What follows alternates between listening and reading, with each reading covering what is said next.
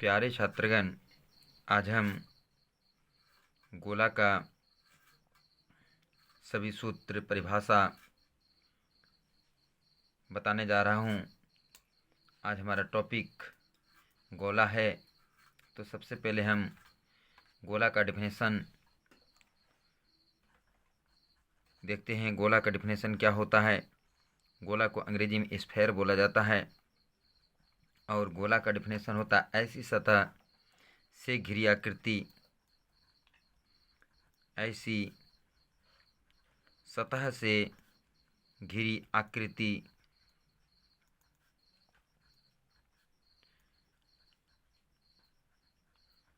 ऐसी सतह से घिरी आकृति जिसमें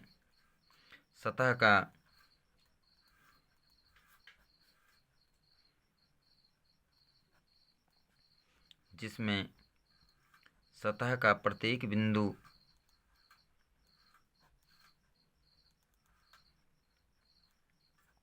एक निश्चित बिंदु से समान दूरी पर हो। एक निश्चित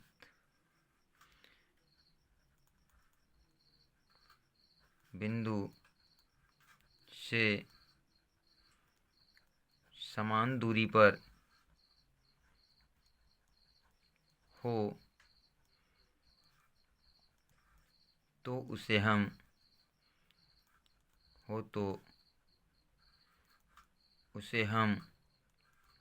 गोला कहते हैं।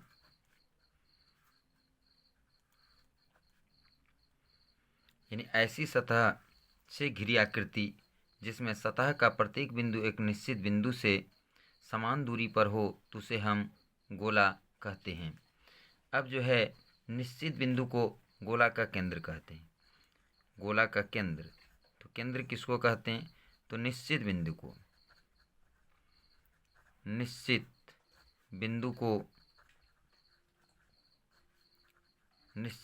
को गोला का केंद्र कहते हैं।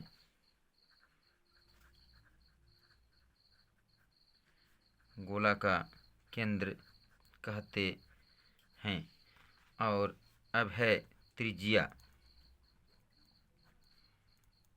निश्चित बिंदु से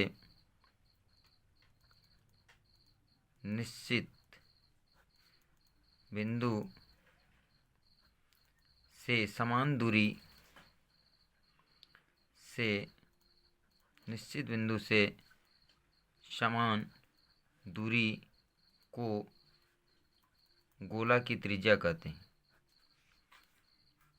गोला की त्रिज्या कहते हैं। तो ये था हमारा केंद्र और त्रिज्या का डेफिनेशन। यानी निश्चित बिंदु को गोला का केंद्र कहते हैं। फिर त्रिज्या है कि निश्चित बिंदु से समान दूरी को गोला का त्रिज्या कहते हैं, निश्चित बिंदु को केंद्र कहते हैं। अब हम एक उदाहरण लेते हैं कि गोला में क्या क्या होता है। उदाहरण तो जैसे फुटबॉल, आप फुटबॉल को देखेंगे तो फुटबॉल क्या है? एक गोला है। क्रिकेट बॉल,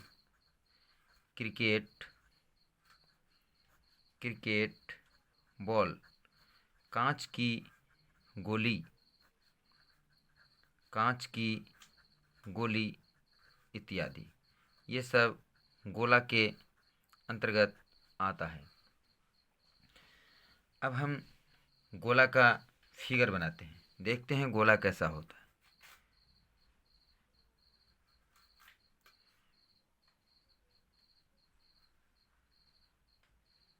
तो ये हमारा है गोला। तो ये अभी इस तरह यदि हम छोड़ देते हैं तो ये वृत्त हो जाता है। गोला बनाने के लिए ऐसे इसमें ऊंचाई यानी कि दिखाना होता है कि ये त्रिविमीय आकृति है। यदि हम ऐसे ही लकीर गोल खींच देते हैं तो ये द्विविमीय हो जाता है। और इस तरह का खींच देने के बाद यह क्या होता है? त्रिविमीय हो जाता है। अब यहाँ पर देखिए, ये गोला का केंद्र है। ये गोला का क्या है? केंद्र है। और इससे आप कहीं भी मिला दीजिए, इधर मिला दीजिए, तो ये क्या हो जाएगा? त्रिज्या हो जाएगा। त्रिज्या। अब हम बात करते हैं गोले में कितने सतह होते हैं। तो गोला में केवल एक ही सतह होता है जो कि वक्र होता है। तो इसको हम स्टार में लिख देते हैं। गोला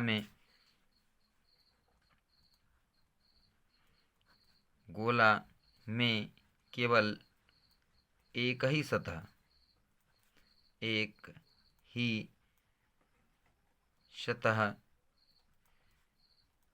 होता है जिसे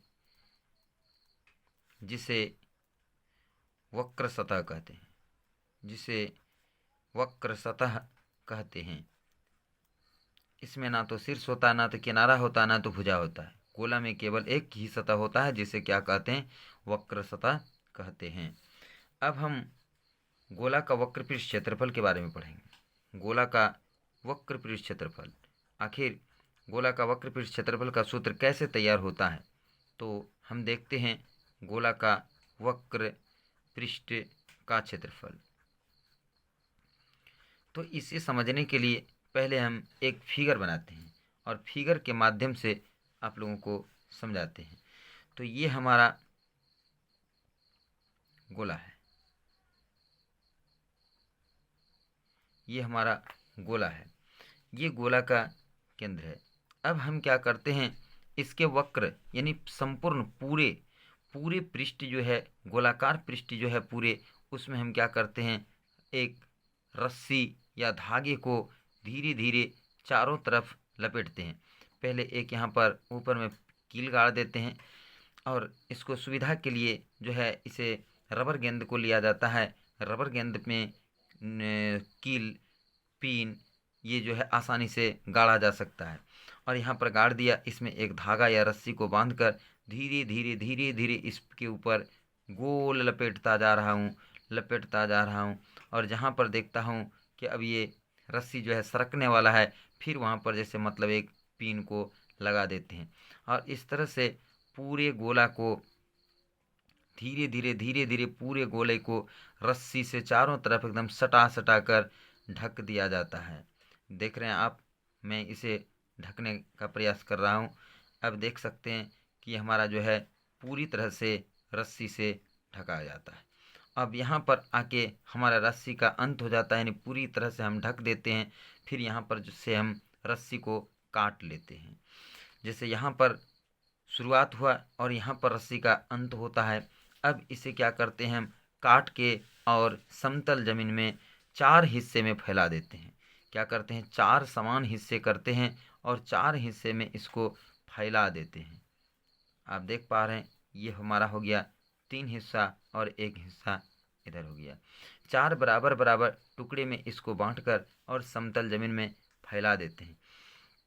अब इसी रस्सी को फिर जो है जिस तरह मैंने यहाँ पर लपेटा, उसी तरह से इसको गोल घुमाते हैं, यानी कि समतल जमीन में इसको वृत्त के जैसा हम वृत्ताकार बनाने का प्रयास करते हैं। तो ये हमारा एक हो गया। दूसरे रस्सी से फिर हम उसी तरह का वृत्ताकार घुमाते हैं, यानी वृत्त के जैसा हम इसको बनाने का प्रयास करते हैं। फिर ये हमारा तीसरी रस्सी है। तीसरी रस्सी को भी उसी तरह से गोल में घुमाकर और उसी गोलाकार यानी वृत्ताकार बना रहा हूँ। तो ये आप देख रहे हैं कि ये 4 क्या हो गया, ये 4 वृत्ताकार, ये 4 वृत्त के जैसा हो गया। अब जान रहे हैं कि ये क्या है, एक वृत्त है। वृत्त का क्षेत्रफल क्या होता है, तो पाई आर स्क्वायर होता है। ये भी वही, जितना इसका त्रिज्या होता है उतना ही इसका त्रिज्या होगा, यानी समान त्रिज्या का चारों वृत्त है। समान त्रिज्या का 4 वृत्त है, चारों वृत्त समान त्रिज्या का है और जितना गोला का त्रिज्या था उतना ही त्रिज्या का ये वृत्त भी बन रहा है। यदि गोला का त्रिज्या 5 सेंटीमीटर है तो इसका भी त्रिज्या 5 सेंटीमीटर 5 सेंटीमीटर 5 सेंटीमीटर 5 सेंटीमीटर ही बन रहा है। तो इस प्रकार से 4 वृत्त बनते हैं। अब हम क्या करते हैं, एक ही गोला से यानी गोले के पूरे पृष्ठ को इस चारों वृत्ताकार जो रस्सी है, चारों वृत्ताकार रस्सियों ने मिलकर इस गोले के संपूर्ण पृष्ठ को ढका था। तो इसलिए यानी यहाँ पर क्या होता है, गोला का संपूर्ण पृष्ठ क्षेत्रफल यानी वक्र पृष्ठ क्षेत्रफल कहिए या संपूर्ण वक्र पृष्ठ क्षेत्रफल के कहिए, एक ही बात होता है। तो उस सब को आप जोड़ दीजिए तो क्या हो जाएगा, pi r square pi r square pi r square pi r square. तो कितना पाई आर स्क्वायर है, तो हो जाएगा 4πr²। तो ये हमारा सूत्र बना गोला का वक्र पृष्ठ क्षेत्रफल। क्या बना?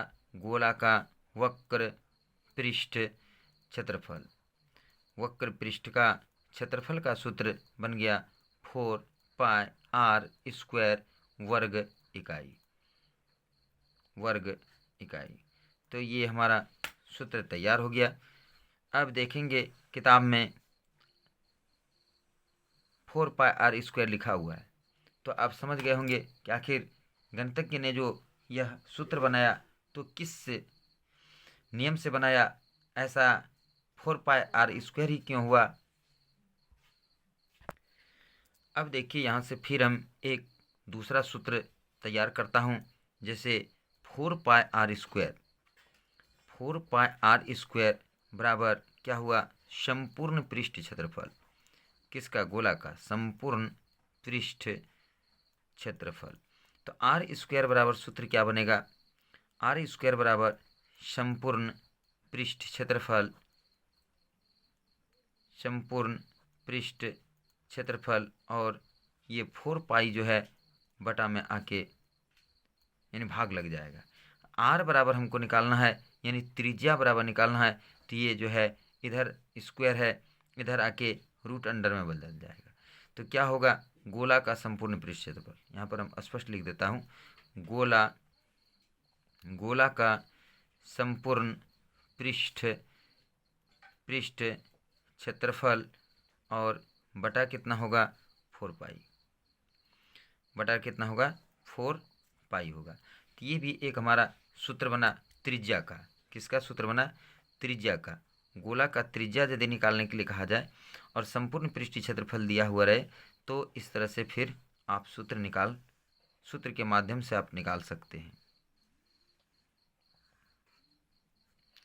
तो ये था हमारा गोला का त्रिज्या का यदि आप सूत्र निकालेंगे तो ये इस माध्यम से निकाल सकते हैं। अब हम अगला सूत्र देखते हैं। अब हम फिर देखते हैं, एक दूसरा सूत्र बनाते हैं। जैसे हमारा अभी सूत्र था 4πr² बराबर गोला का संपूर्ण पृष्ठ क्षेत्रफल, संपूर्ण पृष्ठ क्षेत्रफल। तो अब देखिए यहाँ पर 4π और r को हम लिख सकते हैं d/2। जैसे त्रिज्या r बराबर सूत्र क्या होता है? d/2। तो r को हम लिख सकते हैं, क्या लिख सकते हैं? d/2 का होल स्क्वायर। और इधर क्या हो गया? गोला का संपूर्ण पृष्ठीय क्षेत्रफल, गोला का संपूर्ण पृष्ठ क्षेत्रफल। अब इसको सॉल्व करते हैं, क्या होता है? 4π और ये क्या होता है? d²/4। और ये 4 और ये 4 कैंसिल हो जाता है। और यहाँ पर इधर क्या है? इधर ज्यों का त्यों लिखा रहा है, गोला का संपूर्ण पृष्ठ क्षेत्रफल। अब यहाँ पर क्या बचा? πd² बराबर गोला का संपूर्ण पृष्ठीय क्षेत्रफल, गोला का संपूर्ण पृष्ठ क्षेत्रफल। अब हम d² बराबर निकालेंगे, तो d² बराबर क्या होगा? गोला का संपूर्ण पृष्ठीय क्षेत्रफल, गोला का संपूर्ण पृष्ठ क्षेत्रफल, और बटा क्या हो जाएगा? पाई होगा। अब d बराबर निकालेंगे तो ये रूट अंडर हो जाएगा। ये क्या होगा? रूट अंडर होगा गोला का संपूर्ण पृष्ठीय क्षेत्रफल, संपूर्ण पृष्ठ क्षेत्रफल, और बटे में क्या होगा? पाई होगा। तो ये था हमारा व्यास वाला सूत्र। हमने इसके पहले त्रिज्या का सूत्र बताया और ये जो है व्यास का सूत्र है। यदि गोले का व्यास निकालना हो तो आप इस सूत्र के माध्यम से निकाल सकते हैं। तो इस प्रकार से सूत्र कैसे बनता है वो मैं बता रहा हूँ, रटा नहीं रहा हूँ कि सूत्र गोले का व्यास बराबर रूट अंडर गोले का संपूर्ण पृष्ठ क्षेत्रफल बटे पाए, नहीं, रटा नहीं रहा हूँ। इसे बता रहा हूँ कि आखिर यह बनता है तो बनता कैसे है। तो यहाँ पर इकाई हो जाएगा, चूँकि व्यास है, इकाई हो जाएगा। अब हम देखते हैं गोला का आयतन। गोला का आयतन का सूत्र कैसे बनाया गया है। तो अब हमारा है गोला का आयतन।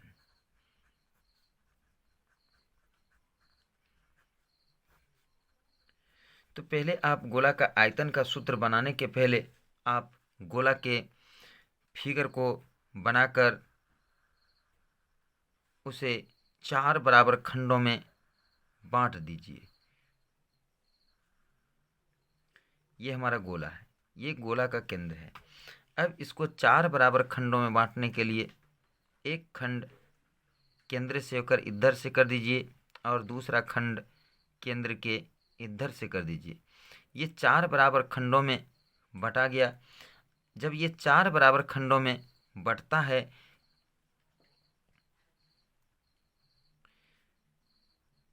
जब ये 4 बराबर खंडों में बटता है तो प्रत्येक खंड का जो त्रिज्या है उसे एक दूसरे त्रिज्या से आप यदि मिलाते हैं, सटाते हैं, तो यह एक शंकु बनता है। क्या बनता है? ये 4 शंकुओं में बदल जाएगा। जैसे जितना शंकु इस गोला का त्रिज्या होगा उतनी ही त्रिज्या का 4 शंकु में एक गोला को जब 4 बराबर भागों में बांटा जाता है तो ये 4 शंकु के रूप में बन जाता है। और प्रत्येक शंकु का त्रिज्या और ऊंचाई समान होता है। जितना गोला का त्रिज्या होगा उतना ही त्रिज्या और उतना ही ऊंचाई का इस तरह का 4 शंकु तैयार हो जाता है। अब जरा देखिए कि हम इसके आयतन के बारे में सूत्र बनाएंगे। तो कैसे इसका सूत्र बनाएंगे, तो समझिए जरा कि मान लिया जाए इसी गोले से 4 शंकु बनाया गया है। इस गोले से 4 शंकु बनाया गया है। यदि मान लिया जाए इसके त्रिज्या को आर ले लीजिए, इसका भी त्रिज्या आर, इसका भी त्रिज्या आर, इसका भी, इसके ऊंचाई भी वही होगा, आर ही होगा, इसका भी ऊंचाई आर ही होगा, इसका भी ऊंचाई आर और आर ही होगा। तो अब इससे जब इसको पानी भरकर इससे जब इसमें डाला जाता है तो मान लिया जाए ये 4 लीटर पानी लेता है। एक शंकु कितना लीटर पानी लेता है? 4 लीटर लेता है। ये भी 4 लीटर लेता है और ये भी 4 लीटर लेता है। तो जब इस चारों प्रत्येक प्रत्येक शंकु से इसमें डाला जाता है, यानी कि 4 बार इसको ये चारों शंकु में पानी भरकर जब इसमें डाला जाता है तो ये जो है गोला पूरी तरह से भर जाता है। तो इस प्रकार से इसका इसका आयतन कितना हो गया? टोटल इसका आयतन 16 लीटर हो गया। 4 लीटर, 4 लीटर, 4 लीटर, 4 लीटर। तो आप समझ पा रहे हैं कि एक गोले का आयतन जो होता है वो 4 शंकुओं के आयतन के गुणनफल के बराबर होता है। तो गोला का आयतन का सूत्र क्या बना? 4 गुना एक शंकु का आयतन, 4 गुना एक शंकु का आयतन। ये है गोला का आयतन का सूत्र। तो अब समझ पा रहे हैं, फिर से एक बार बता रहा हूँ कि इस गोले को 4 बराबर भागों में जब बांटते हैं तो प्रत्येक भाग जो है एक शंकु बनता है। और इस शंकु से जब हम भर के पूरी तरह से पानी भरकर जब हम इस गोला में डालते हैं तो चारों शंकु के पानी को जब डाल देते हैं तो ये पूरा पूरा भर जाता है। तो यानी कि गोला का आयतन कितना हुआ? इन चारों शंकुओं के आयतनों के बराबर हुआ। तो यानी कि इस चारों शंकु का जो माप जो है और आयतन जो है बराबर बराबर है। इसलिए हमने लिखा कि 4 गुना एक शंकु का आयतन। इसको आप जोड़ भी दीजिए, 4 4 12, 4 4 4 8 4 12 4 16 और इसका भी आयतन 16 है। तो इस प्रकार से सूत्र बना 4 गुना एक शंकु का आयतन का आप सूत्र पढ़ चुके हैं, 1/3 पाई आर स्क्वायर एच। अब यहाँ इसको हम ऐसे लिख सकते हैं 4/3 पाई आर स्क्वायर एच। लेकिन इसमें हम क्या आपको लिखा है, शंकु में आर और एच दोनों बराबर है। आर और एच क्या है? आर और एच जो है बराबर है। तो यहाँ पर एच के जगह पर हम क्या लिखेंगे? आर लिखेंगे। 4/3 pi r square Guna are. तो अंत में फाइनल ये क्या होता है? 4/3 पाई आर क्यू। और ये आयतन है इसलिए हम क्या लिखेंगे? घन इकाई। ये हमारा है गोला का आयतन का सूत्र। तो आप अच्छी तरह से समझ गए होंगे कि गोला का आयतन का सूत्र गणितज्ञ ने जो 4/3πr³ घन इकाई लिखा, तो आखिर क्यों लिखा, वजह क्या था, तो आपको मैंने कॉन्सेप्ट के साथ इसको समझा दिया। अब मैं अगला सूत्र बनाता हूँ, इसका त्रिज्या का सूत्र। अब देखिए त्रिज्या का सूत्र कैसे बनाते हैं। तब इसको हम लिख सकते हैं 4/3πr³ बराबर गोला का आयतन, बराबर गोला का आयतन, गोला का आयतन। तो r³ बराबर कितना हो जाएगा, r³ बराबर होगा गोला का आयतन, गोला का आयतन और बटा क्या होगा 4/3π, 4/3π। ठीक है। अब r हमको निकालना है, चूंकि हमको त्रिज्या निकालना है, तो r बराबर क्या होगा √अंडर गोला का आयतन, √अंडर गोला का आयतन बटे 4/3π, और यहाँ पर 3 लग जाएगा, यानी घनमूल होगा। ठीक है। इस पर जितना भी यहाँ पर निकलेगा उसका घनमूल निकालना होगा, तब जो है त्रिज्या निकलेगा। ठीक है। तो ये था हमारा गोला का त्रिज्या का सूत्र जब आयतन दिया हो। जब गोला का आयतन दिया हो तो आप गोला का त्रिज्या निकाल सकते हैं इस सूत्र के माध्यम से।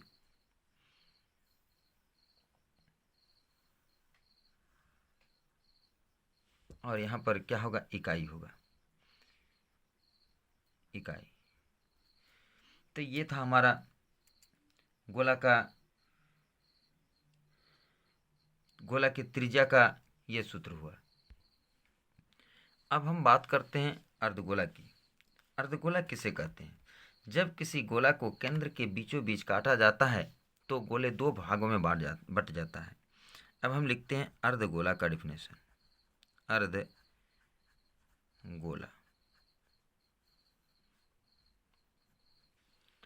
अर्धगोला का डिफिनेशन क्या है, जब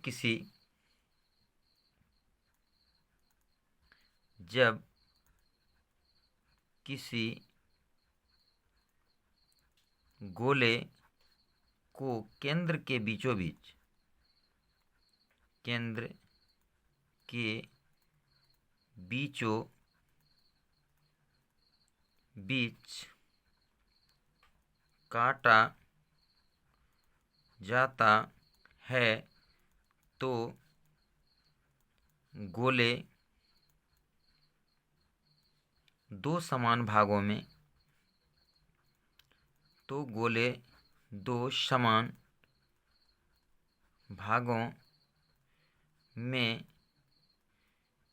बट जाता है,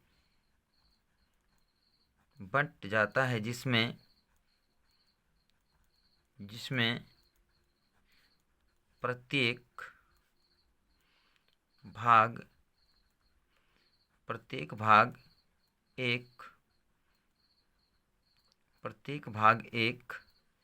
अर्धगोला कहलाता है। यानी गोला 2 भागों में बट जाता है और प्रत्येक भाग एक अर्धगोला कहलाता है। अब हम अर्धगोला का फिगर बना के आपको समझा रहे हैं। ये हमारा है अर्धगोला।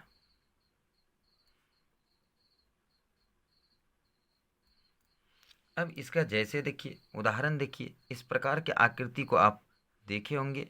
इसको मैं रंगीन कर रहा हूँ। ये ऊपर का भाग है, ये वृत्ताकार भाग है, समतल भाग है, और इधर जो है वक्र भाग है। तो ये वृत्ताकार समतल भाग है। इसे आप देख पा रहे हैं, इसे हम रंगीन कर दिए। अब इस प्रकार के आप कौन कौन से आकृति देखें, तो इसका मैं जैसे आपको बता रहा हूँ। जैसे आप देखें नगाड़ा, आप क्या देखें नगाड़ा, क्या देखें ताशा, और क्या देखें घर में कटोरी इत्यादि। ये सब आकृति जो है, ये सब आकृति अर्धगोलाकार है। क्या है, ये अर्धगोलाकार है। अब देखिए कि अर्धगोले में 2 प्रकार के सतह होते हैं। ये इधर जो है, यहाँ से यहाँ जो है आप देख पा रहे हैं, इधर से जो गोल घुमा हुआ ये सतह जो है वक्र सतह है। यहाँ से यहाँ तक जो घुमा हुआ है जैसे गोला में, ये गोला का ही भाग है, तो ये वक्र सतह है। ये क्या है? वक्र वक्र सतह है। और ये ऊपर में जो है ये क्या है? समतल समतल वृत्ताकार सतह है। समतल समतल भी है, वृत्त के जैसा है ये सतह। तो हमारे फिगर से आप देख सकते हैं, फिगर में हमने स्पष्ट कर दिया कि अर्धगोला जो है वो दो सतहों से बना है, एक समतल सतह और एक वक्र सतह। तब स्टार से हम लिख देते हैं इसको, स्टार में, यानी अर्धगोला में दो प्रकार के सतह होते हैं। अर्धगोला में दो प्रकार के सतह होते हैं, दो प्रकार के सतह होते हैं। एक क्या होता है? समतल वृत्ताकार सतह। एक क्या होता है? समतल वृत्ताकार सतह। दूसरा क्या होता है? वक्र सतह। दूसरा क्या होता है? वक्र सतह होता है। तो अर्धगोला में दो प्रकार के सतह होते हैं, जबकि गोला में एक ही प्रकार के सतह होते हैं। अब हम बात करते हैं अर्धगोला का त्रिज्या और व्यास का। तो मैं फिर एक छोटा सा फिगर बनाकर आपको बता रहा हूँ, आप अच्छी तरह से समझ जाएंगे। ये हमारा अर्धगोला है। अर्धगोला का ये जो है यहाँ से यहाँ ये व्यास है। यहाँ पर मान लिया जाए ओ बिंदु है। यहाँ से यहाँ ये वृत्त का अर्धगोला का ऊंचाई है। यहाँ से यहाँ क्या है? मान लिया ओ, यहाँ पर ए दे दिया, यहाँ पर बी दे दिया, यहाँ पर सी दे दिया। तो ओ ए बराबर ओ बी बराबर ये क्या है? अर्धगोला की त्रिज्या। अर्धगोला की त्रिज्या है। अर्धगोला की त्रिज्या है ओ ए ओ बी। ओ ए देख पा रहे हैं, ओ ए और ओ बी ये अर्धगोला की त्रिज्या है। अब जो है ए बी जो है वो व्यास है। ए बी क्या है? व्यास है। और फिर ओ सी क्या है? ऊंचाई का काम करता है। और ये ऊंचाई जो है त्रिज्या के बराबर ही होता है। अर्धगोला की जितनी ऊंचाई होती है उतनी ही त्रिज्या होती है, जितनी त्रिज्या होती है उतनी ही ऊंचाई होती है। यहाँ पर ये बात याद रखना होगा और समझना होगा कि अर्धगोला के ऊंचाई और त्रिज्या ओ सी बराबर ऊंचाई, और अर्धगोला का ऊंचाई और त्रिज्या समान होता है। यहाँ पर लिख देता हूँ, ऊंचाई बराबर त्रिज्या, ऊंचाई बराबर त्रिज्या होता है। ठीक है, इसे स्टार में लिख देते हैं। यानी अर्धगोला की ऊंचाई जो है अर्धगोला के त्रिज्या के बराबर होता है। अब हम बात करते हैं अर्धगोला का वक्र पृष्ठ क्षेत्रफल। अर्धगोला का वक्र पृष्ठ क्षेत्रफल।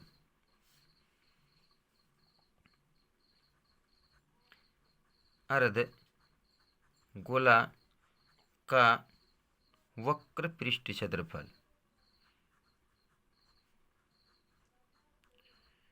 वक्र पृष्ठ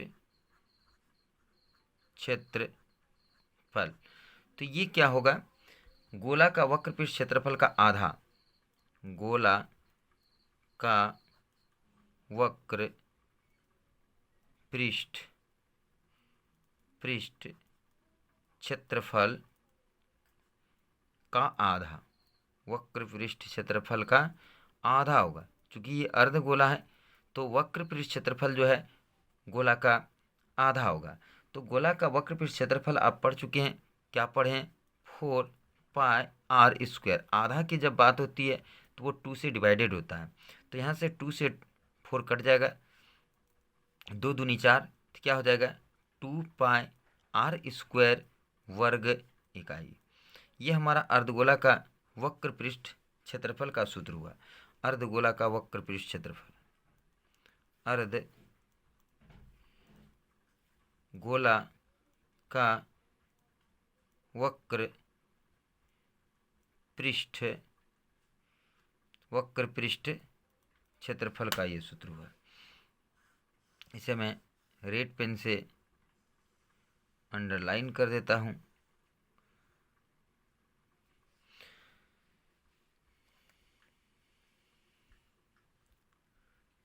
अब यहाँ पर हम एक सूत्र भी बनाने वाले हैं।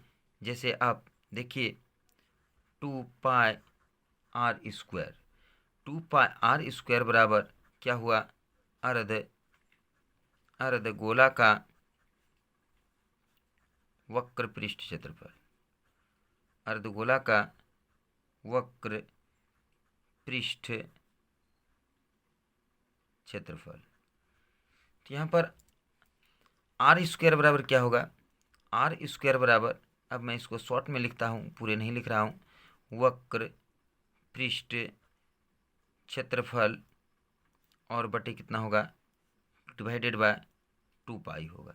अब यदि हम r की बात करें तो ये रूट अंडर स्क्वायर जो है उधर जाके रूट अंडर में बदल जाता है और क्या होता है? वक्र पृष्ठ क्षेत्रफल डिवाइडेड बाय 2π।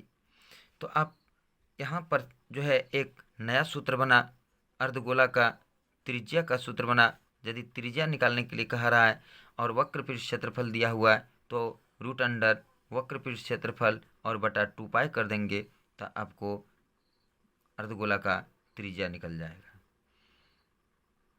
अब हम बात करते हैं अर्धगोला का संपूर्ण पृष्ठीय क्षेत्रफल का। अब हम बात करते हैं अर्धगोला का संपूर्ण पृष्ठीय क्षेत्रफल। अर्धगोला का संपूर्ण पृष्ठीय क्षेत्रफल।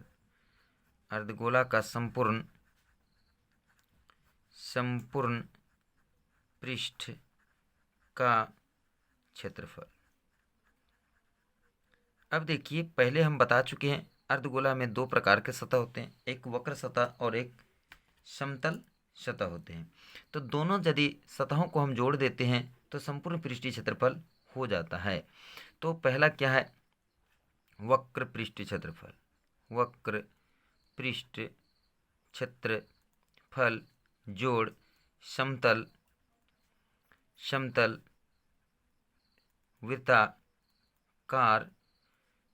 वृत्ताकार सतह का क्षेत्रफल। तो वक्र पृष्ठ क्षेत्रफल का सूत्र हम पढ़ चुके हैं, क्या होता है? 2πr²। और समतल, ये वृत्ताकार सतह जो होता है समतल होता है, और जो वृत्ताकार सतह होता है तो वृत्त का क्षेत्रफल का भी हम लोग सूत्र पढ़ चुके हैं, क्या होता है? πr²। दोनों को जब हम जोड़ देते हैं πr² और 2πr² और जोड़ πr² तो हमारा क्या होता है? 3πr² वर्ग इकाई। ये क्या है? अर्धगोला का संपूर्ण पृष्ठीय क्षेत्रफल है। संपूर्ण पृष्ठ का क्षेत्रफल है। ये अर्धगोला का संपूर्ण पृष्ठ का क्षेत्रफल का सूत्र हो गया 3πr²।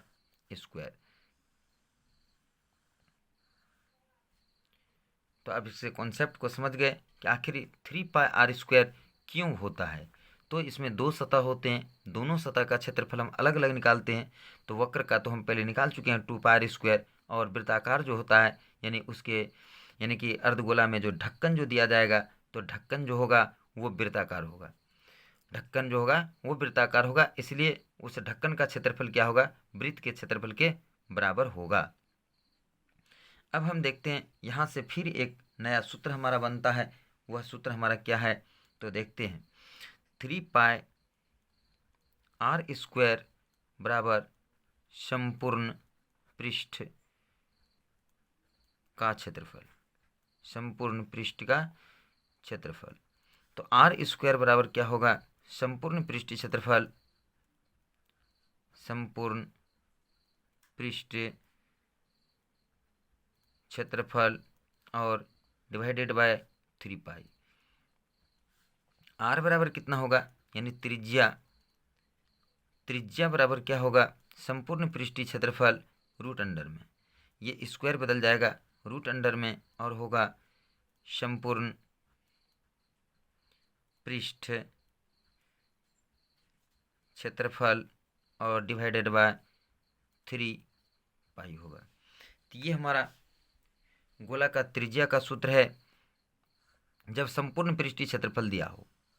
जब संपूर्ण पृष्ठीय क्षेत्रफल दिया हो गोला का, अर्धगोला का, यहाँ पर अर्धगोला की बात कर रहे हैं, अर्धगोला का, तो ये सूत्र होगा।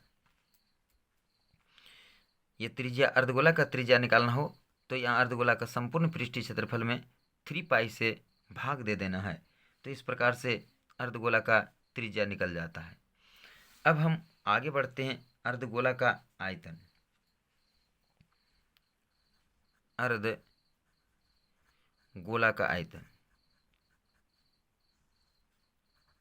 अर्धगोला का आयतन। तो ये अर्धगोला का आयतन जो होगा वो गोले के आयतन का आधा होगा, गोले के आयतन का आधा, गोला का आयतन का आधा, गोला का आयतन का आधा। अब हम लोग पढ़ चुके हैं पीछे, गोला का आयतन का सूत्र क्या होता है, 4/3πr³। इसमें 2 से भागा दे देना है।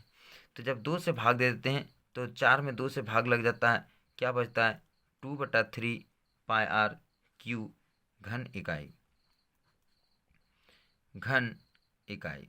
तो ये हमारा अर्धगोला का आयतन का सूत्र बनता है, अर्धगोला का आयतन।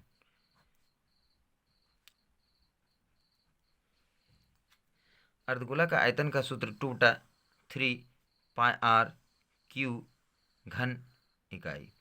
फिर यहाँ से हम इसका एक अलग सूत्र यानी त्रिज्या का सूत्र बनाते हैं। तो त्रिज्या का सूत्र हमारा क्या बनेगा, 2/3πr³ बराबर अर्धगोला का आयतन, अर्धगोला का आयतन। अब यहाँ पर हम r³ बराबर लिखेंगे, r³ बराबर हमारा क्या होगा, अर्धगोला का आयतन, अर्धगोला का आयतन और divided by 2/3π, divided by 2/3π। r बराबर क्या होगा, गोले का त्रिज्या बराबर क्या होगा, त्रिज्या बराबर क्या होगा, रूट अंडर अर्धगोला का आयतन, अर्धगोला का आयतन बटे 2/3π और यहाँ पर 3 लगेगा, चूँकि यहाँ पर r³ था, ये घनमूल में बदल जाएगा। तो ये था हमारा अर्धगोला का त्रिज्या का सूत्र। यदि अर्धगोला का आयतन दिया हो तो अर्धगोला का त्रिज्या इस सूत्र के माध्यम से आप निकाल सकते हैं।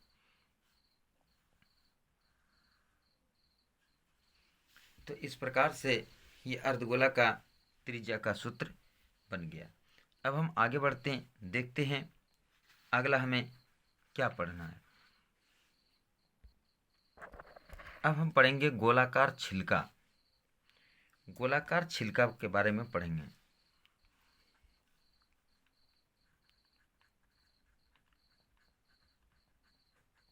गोलाकार छिलका,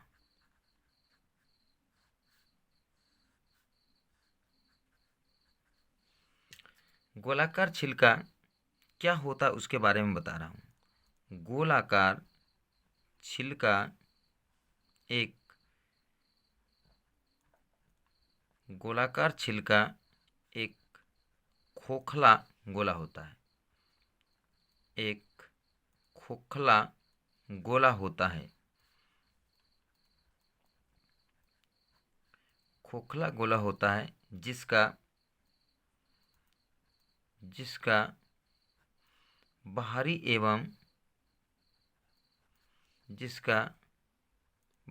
एवं भीतरी भाग गोलाकार गोलाकार होता है तथा तथा दोनों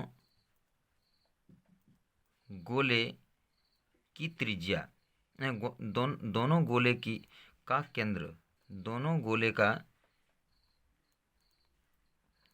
केंद्र एक ही होता है, एक ही होता है। बाहरी त्रिज्या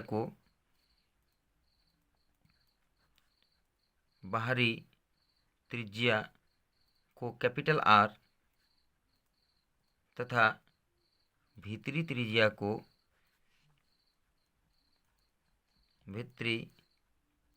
त्रिज्या को स्मॉल आर कहते हैं। तो ये था हमारा गोलाकार छिलका का डिफिनेशन। फिर से एक बार पढ़ के बता रहा हूँ। गोलाकार छिलका एक खोखला गोला होता है जिसका बाहरी एवं भीतरी भाग गोलाकार होता है तथा दोनों गोले का केंद्र एक ही होता है। बाहरी त्रिज्या को कैपिटल आर तथा भीतरी त्रिज्या को स्मॉल आर कहते हैं। अब हम गोलाकार छिलका का एक फिगर बना के आपको दिखा रहा हूँ।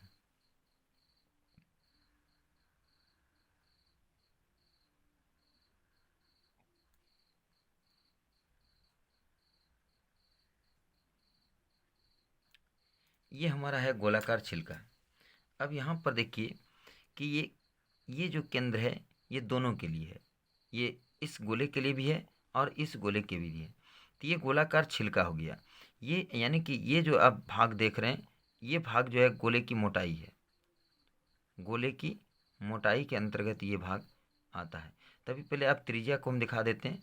ये मान लीजिए ओ है, यहाँ पर ए है, तो ये इसको स्मॉल आर लिखेंगे और यहाँ से यहाँ जब मिला देते हैं यहाँ पर नाम भी देते हैं और ये कैपिटल आर हो जाता है। तो ये हमारा था गोला का त्रिज्या, छोटी त्रिज्या और बड़ी त्रिज्या कैसे लिए, छोटी आर और बड़ी आर। ये हम गोले की मोटाई को दिखा रहे हैं। ये हमारा है गोले की मोटाई है, छिलके की यानी गोलाकार छिलके की मोटाई है। अब हम निकालेंगे गोलाकार छिलका का आयतन।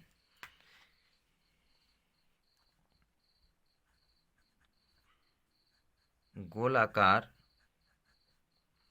छिलका का आयतन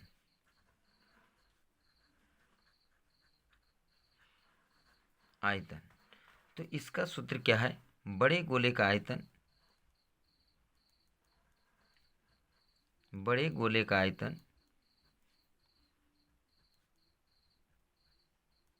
घटा छोटे गोले का आयतन,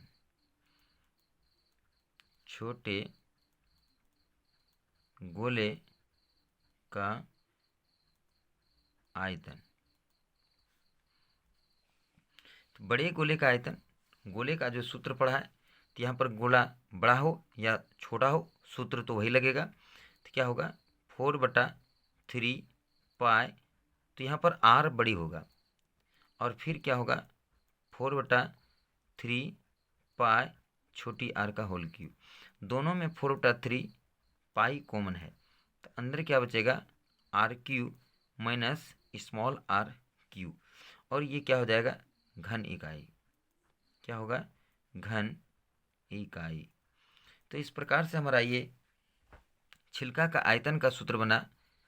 छिलका का आयतन, गोलाकार छिलका, गोलाकार छिलका का आयतन बराबर सूत्र क्या बना 4/3 pi r cube minus r cube घन इकाई।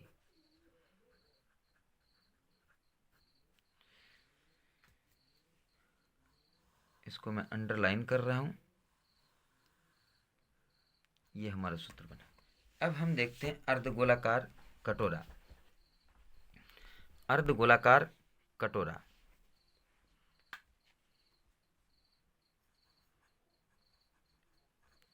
अर्धगोलाकार कार कटोरा।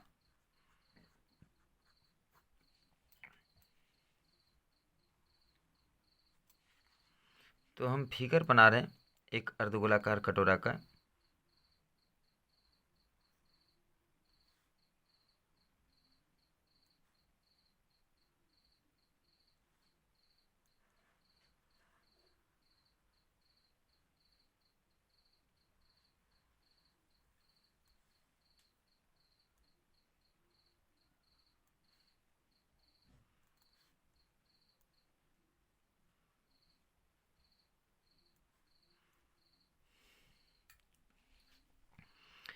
अब आप देख पा रहे हैं ये जो है कटोरी की मोटाई है, ये जो भाग है ये कटोरे की मोटाई है।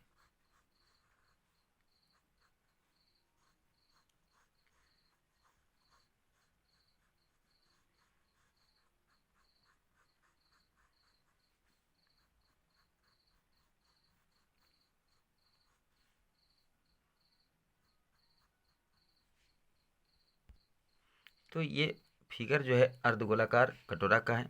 अब देखिए इसके बाहरी त्रिज्या को हम कैपिटल आर, बाहरी त्रिज्या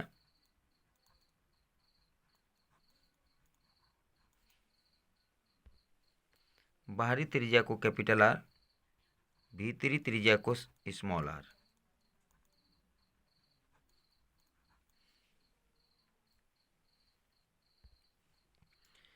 अब हम अर्धगोलाकार कटोरा का संपूर्ण वक्र पृष्ठ क्षेत्रफल का सूत्र निकालेंगे।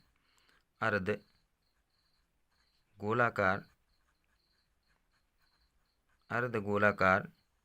कटोरा का संपूर्ण वक्र पृष्ठ क्षेत्रफल, संपूर्ण वक्र पृष्ठ क्षेत्रफल। तो इसमें अंदर का भी भाग जो है वक्र है और बाहर का भी भाग वक्र है। तो हम बाहरी वक्र पृष्ठ क्षेत्रफल और भीतरी वक्र पृष्ठ क्षेत्रफल को जोड़ देंगे तो अर्धगोलाकार कटोरा का संपूर्ण वक्र पृष्ठ क्षेत्रफल हो जाएगा। हम लिखेंगे बाहरी वक्र पृष्ठ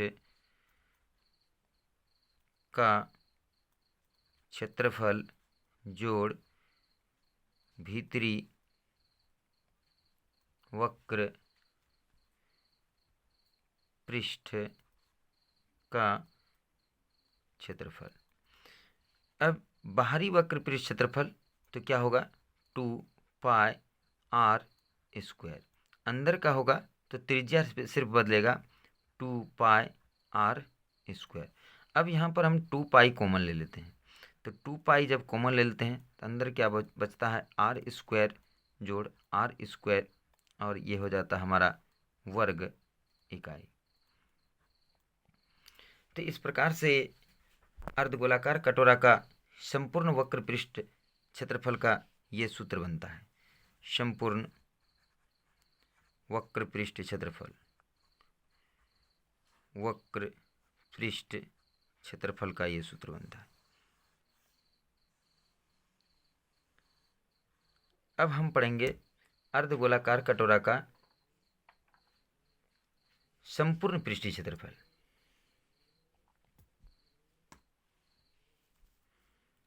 ये तो संपूर्ण वक्र पृष्ठ क्षेत्रफल था।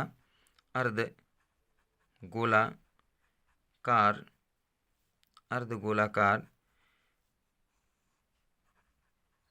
कटोरा का संपूर्ण, यहाँ पर वक्र नहीं रहेगा, संपूर्ण पृष्ठ का क्षेत्रफल, संपूर्ण पृष्ठ का क्षेत्रफल। तो इसमें 3 सतह होंगे, एक अंदर के वक्र पृष्ठ क्षेत्रफल, एक बाहर के वक्र पृष्ठ क्षेत्रफल और एक वलय। यहाँ पर फिगर में देख सकते हैं, यानी कि एक ये अंदर का वक्र पृष्ठ क्षेत्रफल होगा, एक बाहर का वक्र पृष्ठ क्षेत्रफल और एक ये जो मोटाई होगा। यहाँ पर जो ये मोटाई होगा, ये कटोरे में जो मोटाई होगा, ऊपर में ये जो वलय जैसा जो गोल घुमा हुआ है, ये कटोरा जो गोल घुमा हुआ है, इसमें जो मोटाई है इसे वलय का क्षेत्रफल हम लोग कहेंगे। इसी को ऐड कर देंगे तो संपूर्ण पृष्ठीय क्षेत्रफल जो है वो हमारा ज्ञात हो जाता है। तो आप समझ पा रहे हैं, ये हमारी जो है कटोरे की ये मोटाई है, चौड़ाई है, जिसको कहते हैं कि इतनी मोटी कटोरा है। तो इसी को हम वलय के रूप में इसका क्षेत्रफल निकालेंगे। चूँकि यहाँ पर एक छोटा वृत्त होगा जो वृत्त माने कटोरा का खोखला भाग, और एक मोटाई जो होगा एक बड़ा वृत्त बनेगा, यानी इस प्रकार का खोखला बनेगा, वलय बनेगा इस प्रकार का। ये जो भाग देख रहे हैं ये कटोरा का खुला हुआ भाग है, और ये जो है मोटाई है, ये वाला भाग जो देख रहे हैं ये मोटाई हो जाएगा। तो अर्धगोलाकार कटोरा का संपूर्ण पृष्ठीय क्षेत्रफल का सूत्र क्या होगा? बाहरी वक्र पृष्ठ क्षेत्रफल,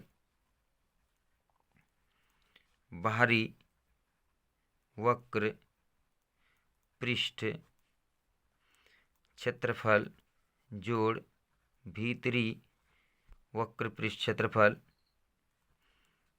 भीतरी वक्र पृष्ठ क्षेत्रफल जोड़ ऊपरी भाग के वलय का क्षेत्रफल। यानी ऊपर भाग में जो है कटोरा का मुंह जो है, ऊपर भाग जो है वो वलय के आकार का बनता है, तो वलय का क्षेत्रफल हो जाएगा। अब हम इसके सूत्र को तैयार। अब देखिए, बाहरी वक्र पृष्ठ क्षेत्रफल जोड़ भीतरी वक्र पृष्ठ क्षेत्रफल जोड़ वलय का क्षेत्रफल। बाहरी वक्र पृष्ठ क्षेत्रफल का सूत्र हम पहले लिख चुके हैं, 2πr²। भीतरी का लिख चुके हैं 2πr²। और वलय का क्षेत्रफल का सूत्र होता है πr² - r² होता है। ठीक है, यानी कि बड़े वृत्त के क्षेत्रफल में छोटे वृत्त के क्षेत्रफल को घटाया जाता है, वही वलय का क्षेत्रफल होता है। तो बड़े वृत्त का क्षेत्रफल πr² और छोटे वृत्त का क्षेत्रफल पाई छोटी आर का स्क्वायर। तो अब इसमें से हम क्या देखते हैं कि ये दोनों कॉमन है। क्या कॉमन है?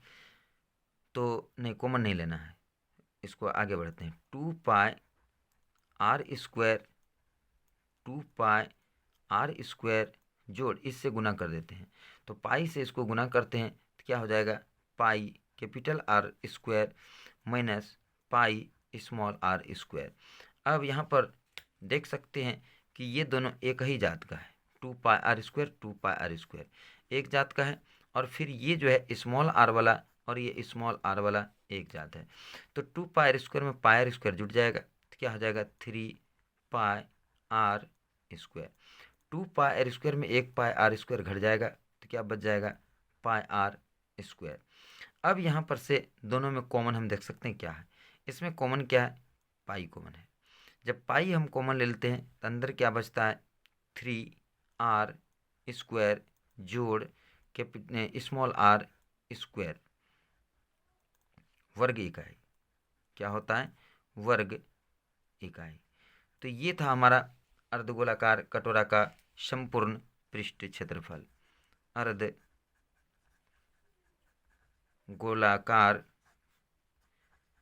कटोरा का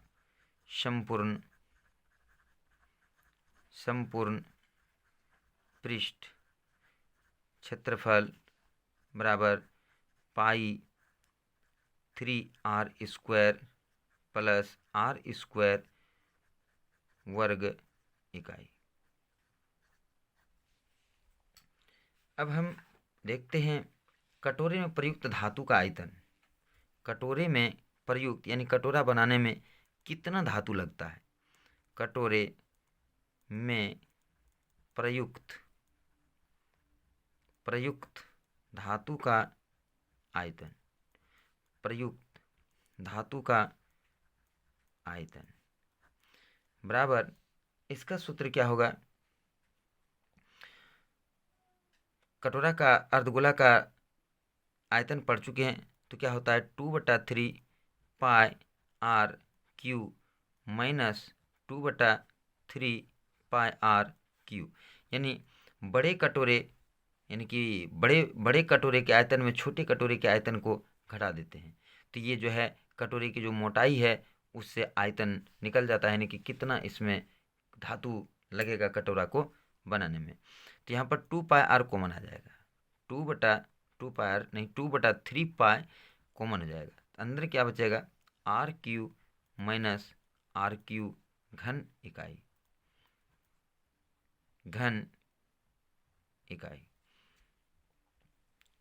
तो इसका ये फाइनल सूत्र हो गया, कटोरे में प्रयुक्त कटोरे अर्धगोलाकार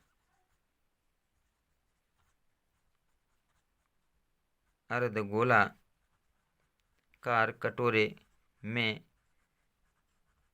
प्रयुक्त धातु का आयतन। सूत्र क्या बना, 2/3πr³ माइनस r³ घन इकाई। तो ये था हमारा आज का टॉपिक, गोला के बारे में जितना भी कॉन्सेप्ट था मैंने सारी चीज़ों को बता दिया और कॉन्सेप्ट के साथ एवं फिगर के साथ इसको समझाने का प्रयास किया। अब मैं आशा और उम्मीद करता हूँ कि आप लोग इन सारे कॉन्सेप्ट को अच्छी तरह से समझ गए होंगे, कौन सा सूत्र कैसे बनता है, गणितज्ञ ने आखिर बनाया तो क्यों बनाया, कैसे बनाया, उन सबों के बारे में मैंने अच्छी तरह से बताया। अब मैं मिलूँगा अगले वीडियो में इसके ऑब्जेक्टिव्स को लेकर, और ऑब्जेक्टिव्स का ट्रिक जो होगा, ट्रिक के माध्यम से कैसे घनाभ बेलन शंकु गोला के ऑब्जेक्टिव्स को कम समय में सॉल्व किया जाता है, तो अगले वीडियो में इसे मैं अवश्य बताऊंगा। तब तक के लिए विदा चाहता हूँ। जय हिंद, जय भारत।